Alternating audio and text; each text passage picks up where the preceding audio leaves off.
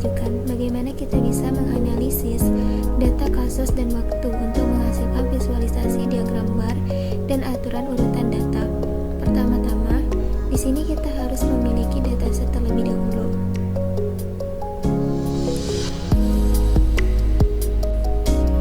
Di sini, saya memiliki dataset sebanyak 30 data, di mana data ini memiliki 3 atribut, yaitu ID, case, dan waktu. Data yang saya miliki yaitu kasus perampokan. Selanjutnya, di sini kita langsung ke kode programnya atau codingannya. Berhubung saya sudah memiliki codingannya, saya tinggal menjelaskannya saja. Pertama, di sini mengimpor beberapa library yang dibutuhkan. Pertama ada CSP untuk membaca file CSP. Selanjutnya default dict dari collection agar kita bisa menyimpan data dengan lebih fleksibel. Ada pandas untuk manipulasi data dan matplotlib untuk visualisasi grafiknya. Selanjutnya ada bagian membaca file kasus perampokan CSP, di mana setiap baris memiliki ID dan case. Di sini, saya menyimpan semua aktivitas per ID ke dalam struktur log, agar kita bisa tahu urutan kejadian dalam setiap kasus perampokan. Selanjutnya, di bagian ini, itu untuk menghitung frekuensi atau berapa kali masing-masing jenis perampokan terjadi di seluruh data. Misalnya, berapa kali perampokan rumah, bank, toko, dan sebagainya. Selanjutnya, adalah hasil frekuensi tersebut ditampilkan di layar agar mudah dilihat. Ini membantu kita untuk mengetahui jenis perampokan apa yang paling sering terjadi.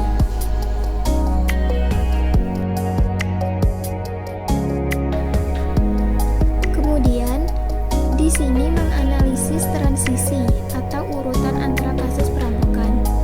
Contohnya, jika dalam suatu ID terjadi perampokan toko lalu perampokan rumah, maka kita anggap itu sebagai satu transisi. Selanjutnya, di sini menampilkan transisi, di mana output transisi ini akan menunjukkan jalur-jalur antara kasus yang sering terjadi. Ini bisa berguna untuk mendeteksi pola pergerakan atau hubungan antar aksi perampokan. Selanjutnya, pada bagian visualisasi frekuensi kasus, di mana pada bagian ini mengubah frekuensi kasus menjadi data frame, lalu membuat grafik batang horizontal yang menunjukkan kasus mana yang paling sering. Warna biru muda digunakan agar tampilannya lebih menarik.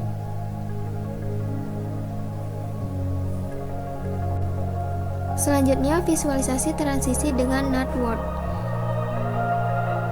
Untuk membuat grafik berbentuk jaringan, tiap simpul atau not adalah jenis kasus dan panah menunjukkan transisi antar kasus. Angka pada panah menunjukkan seberapa sering transisi itu terjadi. Baiklah, itu saja penjelasan dari codingannya atau kode programnya. Sekarang kita lanjut untuk menjalankan programnya.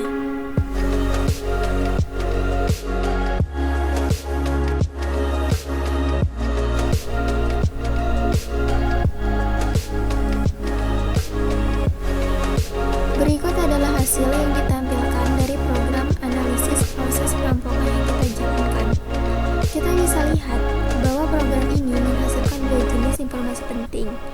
Yang pertama, frekuensi kasus perampokan, dan yang kedua, transisi antar kasus.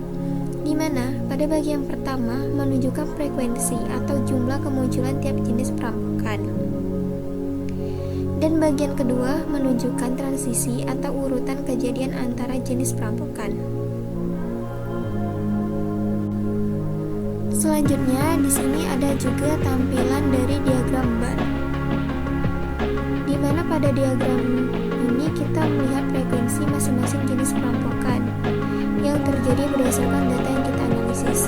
Semu vertikal menunjukkan jenis perampokan, seperti perampokan rumah, perampokan toko, perampokan jalanan, perampokan bank, perampokan minimarket, perampokan gudang, perampokan mobil, dan lain sebagainya.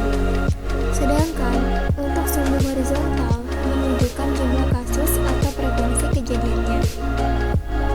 Kita bisa lihat bahwa perampokan rumah merupakan jenis yang paling sering terjadi, disusul oleh perampokan toko dan perampokan bank. Sementara itu, kasus perampokan kantor tercatat paling sedikit. Di sini juga ada warna biru muda yang digunakan agar grafik lebih mudah dibaca dan membedakan antara kategori secara visual. Diagram ini membantu kita memahami pola umum dalam kasus kejahatan dan bisa menjadi dasar untuk pengambilan keputusan atau pencegahan. Dan yang terakhir di sini ada juga diagram aturan yang menunjukkan alur transisi antara jenis perampokan, di mana setiap lingkaran biru mewakili satu jenis perampokan, seperti perampokan rumah, perampokan bank, atau perampokan toko. Dan garis panah menghubungkan jenis perampokan yang terjadi secara berurutan, dan angka di tengahnya menunjukkan berapa kali transisi itu terjadi dalam data. Misalnya, dari perampokan rumah ke perampokan toko terdapat angka 2. Artinya, transisi ini terjadi 2 kali dalam data log kita.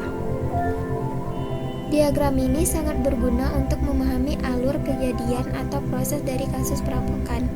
Kita bisa lihat bahwa beberapa jenis perampokan seperti perampokan rumah dan perampokan minimarket menjadi penghubung ke jenis perampokan lainnya. Baiklah, itu saja